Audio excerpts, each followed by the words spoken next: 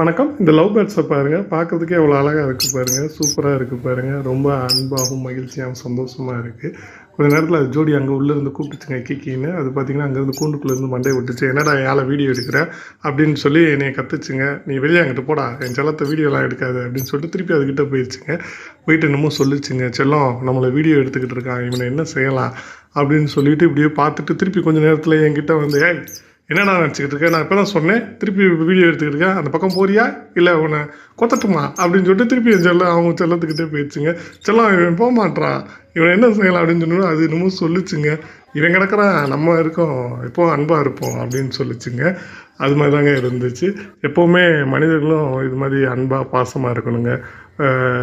பறவைகளை எந்த அளவுக்கு அன்பாகவும் பாசமாக இருக்கும், அது மாதிரி கப்புள்ஸு லவ்வர்ஸும் கண்டிப்பாக வந்து அன்பாக இருக்கணுங்க, ஆண் பெண் இருவருமே.